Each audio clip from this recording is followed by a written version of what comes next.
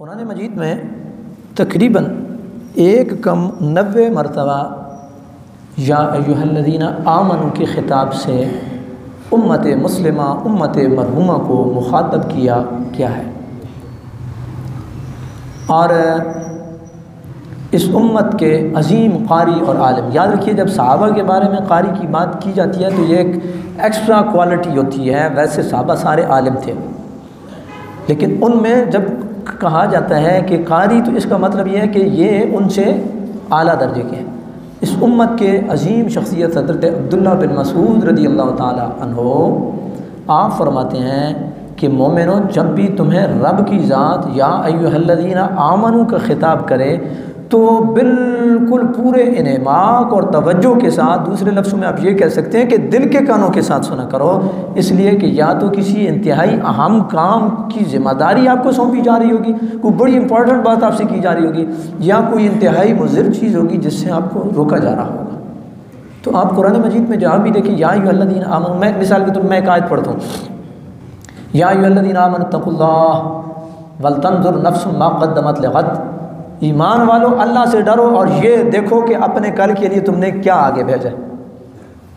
زندگی ساری کا مقصد کیا ہے؟ وہ نیکیاں اکٹھی کرنی ہے۔ تو کتنی امپورٹنٹ بات ہے کہ اپنے کل کے بارے میں یعنی قبر کے بارے میں فکر کرو۔ اسی طرح نبی کریم علیہ السلام کی ذات کے حوالے سے، چونکہ حضور کی ذات کا معاملہ بڑا حساس ہے، ارشاد ہوا یا ایھا الذین آمنوا لا تقولوا راعنا، ایمان والو تم راعنا کہنا ہی چھوڑ دو تاکہ گستاخی کا شائبہ تک نہ رہے۔ الفاظ ہی ایسے استعمال کرو کہ جہاں گستاخی کا شائبہ ہی نہ ہو۔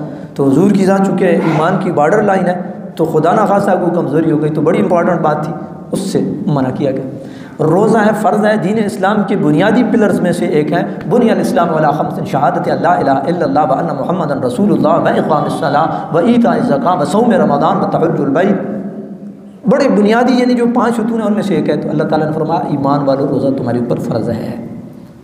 تو یہ بات ہمیں تنبیہ کون کر رہا ہے؟ حضرت عبداللہ بن مسعود، جن کے بارے میں میرے پاک نبی نے ارشاد فرمایا اگر قرآن سیکھنا ہے تو عبداللہ بن مسعود سے سیکھو۔ اتنا بڑے قد کاٹ کے جلیل القدر صحابی ہیں، ٹھیک ہے۔ اور حضرت عبداللہ بن مسعود رضی اللہ تعالیٰ عنہ کو پڑھتے ہیں تو قدرے، جس کو کہتے ہیں نا تھوڑی ہمارے جیسا جو کمزور بندہ ہے اس کو بھی تھوڑی ایک فرحت اور خوشی آ جاتی ہے۔ وہ اس طرح کہ حضرت عبداللہ بن مسعود رضی اللہ تعالیٰ عنہ فزیکلی بڑے کمزور تھے۔ وہ ایک دفعہ درخت پہ چڑھے تو ان کی پنڈلی سے کپڑا اتر گیا تو صحابہ ہنس پڑے۔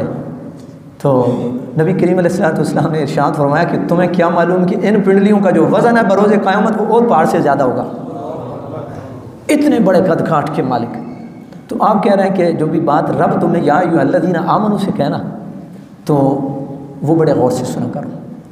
اور پھر نبی پاک علیہ السلام کے اپنے خاندان کے ایک چشم و چراغ حضرت امام جعفر صادق رحمہ اللہ کے قول سے میں ایک نقطہ آپ کے گوش گزار کرنا چاہوں گا۔ حضرت امام جعفر الصادق مصطفیٰ کریم علیہ السلام کے خاندان کے ایک چشم و چراغ، وہ کہتے ہیں کہ اس روزے کے اندر مشقت ہے، تکلیف ہے، تھکاوٹ ہے، بھوک ہے، پیاس ہے، یہ ساری چیزیں ہیں، یعنی بڑی سٹرگل ہے، محنت ہے۔ لیکن جب رب کی ذات ہمیں یا ایھا الذین آمنوا کے خطاب سے مخاطب کرتی ہے تو ساری تھکاوٹ، ساری بھوک، ساری پیاس سب بجھ جاتی ہے، اس لیے کہ رب نے ہمیں ایمان والا کہہ کر کے پکارا ہے۔ تو یہ بہت بڑا اعزاز ہے کہ رب العالمین آپ کو کہے یا ایھا الذین آمنوا، اے ایمان والو۔ تو برادران اسلام، یہ واقعتاً میرا اور آپ کا بہت بڑا اعزاز کہ اللہ نے ہمیں ایمان سے بھی نوازا، اور میرا اور آپ کا بہت بڑا اعزاز کہ اللہ رب العالمین نے ہمیں اس عظیم سعادت سے بھی بہرہ مند کیا کہ ہم ان لوگوں میں سے شمار ہوتے ہیں کہ جو روزہ دار ہیں بحمدہ تعالی۔